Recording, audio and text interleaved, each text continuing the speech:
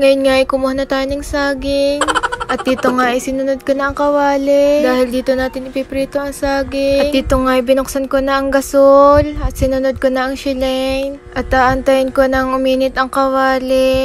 Dito nga ay naglagay na ako ng asukal sa isang tupperware. Pagkatapos ilalagyan na natin ng saging yung asukal. Baligtad pala, day. Kayo na ang bahala. At nang matapos ko nga i-shake-shake itong saging sa asukal, ay nilagay ko na sa isang plato. Dahil nga masakit ang aking balakang, nagtapal ako dyan ang di ko alam ang tawag. Namana na siguro kay Lip. At talaga naman kahit madaming tubig na ang iniinom, hindi nawawala ang UTI ko. At sa parte nga ito ay hindi ko na alam ang ginagawa ko.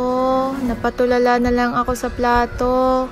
At syempre, hindi mawawala ang pagpapakyut. At dito nga ay tapos na lagyan ng asukal ang saging.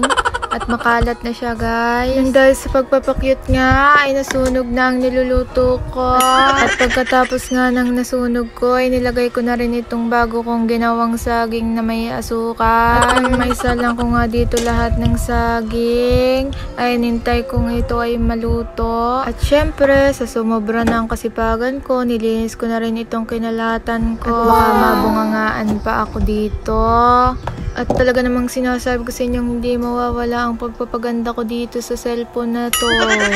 Oh, diba? Ganda yan. At dahil nga nagpaganda ako, ito at nasunog na naman ang kabilang ng saging. Sorry na sa mga kakain ha, mapait ito. At nang matapos ng maprito yung una, ay hinipan ko na. Siyempre sa katakawan, unang kagat, paso ang dila. At talaga namang hindi ko maipinta ang mukha ko diyan. Nangingibit na sa sobrang init. At dito nga sa part na ito ay banas na ako. At dito nga ay makikita ko na reyna ng pamilya namin. At sabi niya ay wala daw siya sa mood magpa-video ngayong araw. At dito nga ay kumuha na siya ng saging. Hindi ko alam kung makakailan siya. At talaga namang hindi lang isa o dalawa ang kinuha niyang saging, kundi 4 na piraso. At nang matapos niyang kumuha ng 4, ay dito tinamad na ako sa part na to na magprito. At nang matapos ay dideliveran ko na si kuya ng saging sa kwarto niya. At ang sabi ko nga pala sa part na to, tinuruan mo akong mag-vlog. Ayan, magtiis ka ngayon. At dito nga ay banas na ako at ayaw niya pambuksan yung pinto. Na para bang ayaw niya akong papasukin sa kanyang lungga.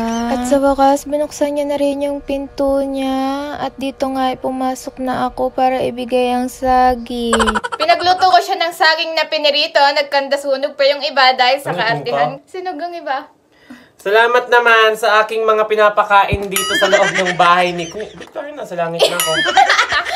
Siyempre, dito na nagtatapos ang vlog ko. Thank you for watching. Ang ganda ko dito, no?